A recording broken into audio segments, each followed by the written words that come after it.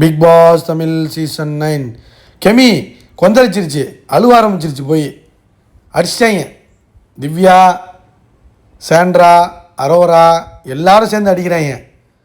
கடுப்பாய் சாப்பாடு விஷயத்தில் போய் அழுவ ஆரம்பிச்சிருச்சு. அது பாட்டுக்கு போய் ஒப்பாரி வச்சுட்டு இருக்குங்க. லைக் பண்ணிட்டு வீடியோ பாருங்கள், கண்டிப்பாக சப்ஸ்கிரைப் பண்ணிட்டு வீடியோ பாருங்கள் ஃப்ரெண்ட்ஸ்.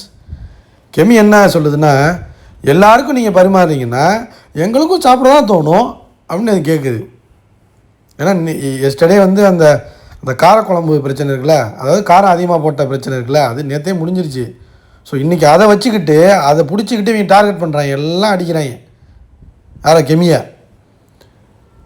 கெமி சொல்லுது, பாரு உனக்கு வேண்டான்னு சொல்கிறாங்க. உடனே திவ்யா கேட்குது, அரோரா பாத்தியா, இதுக்கு தான் நான் கொடுக்க மாட்டேன்னு சொன்னேன், ஏன்டா அப்படி பண்ணுறீங்க?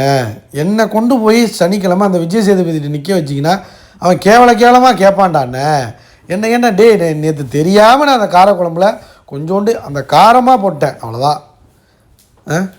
அதுக்கு இந்த பொம்பளைக்கு வந்து இந்த கெமிக்கு வந்து அந்த நெய்யை கொடுத்து விட்டு போய் தொலைஞ்சிருக்க வேண்டியதானடா, ஏன்டா என்னை போட்டு தலையை ஊட்டுறீங்கன்னு அது கத்தி கதறிக்கிட்டு இருக்காது திவ்யா.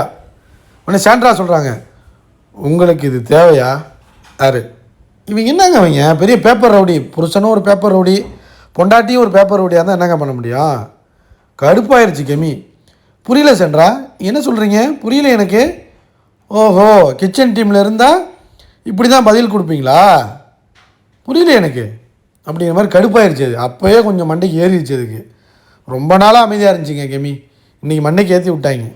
அப்புறம் அரோரா சொல்லுது, அவங்க பெரிய பிடுங்கி மாதிரி வந்துட்டாங்க. இப்போல்லாம் ரொம்ப ரொம்ப என்கரேஜ் பண்ணுறாங்களா Vijay TV, Vijay Sethupathi, over Vijay TV products எல்லாமே வந்து வெளியில் உட்காந்துக்கிட்டு என்கரேஜ் பண்ணிக்கிட்டு இருக்காங்கல்ல பலூன் அக்காவுக்கு.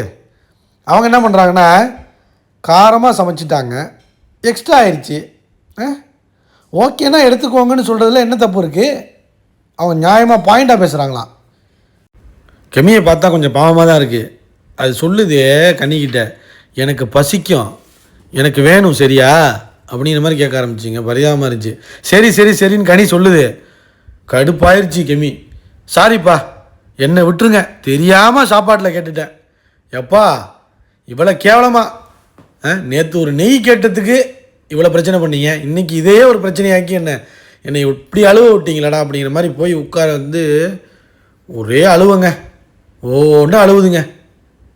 உடச்சிட்டாங்க கெமியை, உடச்சிட்டாங்க.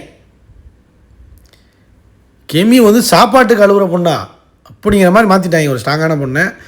லைக் பண்ணுங்கள், கமெண்ட் பண்ணுங்கள்.